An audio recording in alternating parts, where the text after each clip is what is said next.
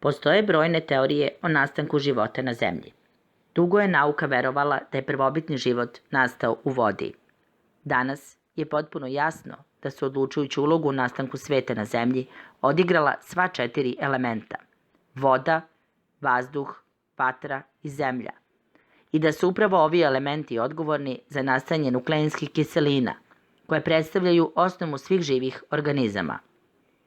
Kada su pre nekoliko miliona godina izbijale vulkanske erupcije, vetar je raznosio vulkanski pepeo bogat aluminosilikatima i alkalnim metalima.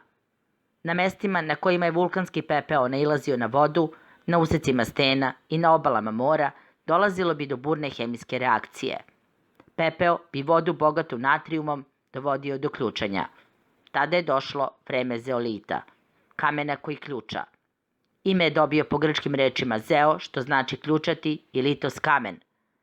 Prainformacije koje kamen zeolita memorisa u maletskim vodenim kanalima svoje mrežaste strukture daju organizmu važne signale za izlečenje. Veoma bitan aspekt je njegova kristalna rešetka, sagrađena od centralno postavljenog atoma silicijuma, aluminijuma i 4 atoma kiseonika. Ona je prožeta mnogobrojnim kanalićima i šupljinama, veličine 3 do 4 angstrema. U tom prelepom mikrosvetu i netaknutoj kristalnoj vodi, staroj nekoliko miliona godina, pliva preko 30 minerala, među kojima su i magnezijum, kalcijum, natrijum i kalijum. Njegova fizička sposobnost da bukvalno usisa otrovne materije i istovremeno organizmu dopremi važne minerale, čini ovaj kamen za ljude, životinje i životnu sredinu faktorom neophodnim za preživljavanje.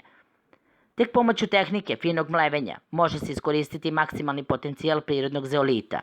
Ovaj novi postupak zaslužan je za primetno jaču razmenu jona, jer se prilikom centrifugalnog postupka mlevenja površina mikrokristala ekstremno povećava, od 700 do 1000 m2 po gramu zeolita.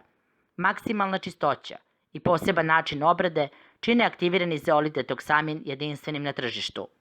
Zahvaljujući sposobnosti da razmenjuje jone, zeolit apsorbuje štetne materije i teške metale, poput olova, žive, kadmijuma i cezijuma, i eliminiše ih iz organizma. Poput sunđera, upija metaboličke toksine, smanjuje formiranje slobodnih radikala, jača crevnu i želudačnu sluznicu, a istovremeno dovodi korisne minerale do ćelije. Višak zeolita izbacuje se iz organizma tako da ne može doći do predoziranja ovim vulkanskim mineralom. Sa prirodnim zeolitom, klinoptilolitom, veoma brzo možemo izazvati detoksikaciju i remineralizaciju organizma, preduslove koji su neophodni za očuvanje zdravlja, vitalnost i dugovečnost. Detoksamin je jedini zeolit u Srbiji registrovan u Agenciji za lekove i medicinska sredstva.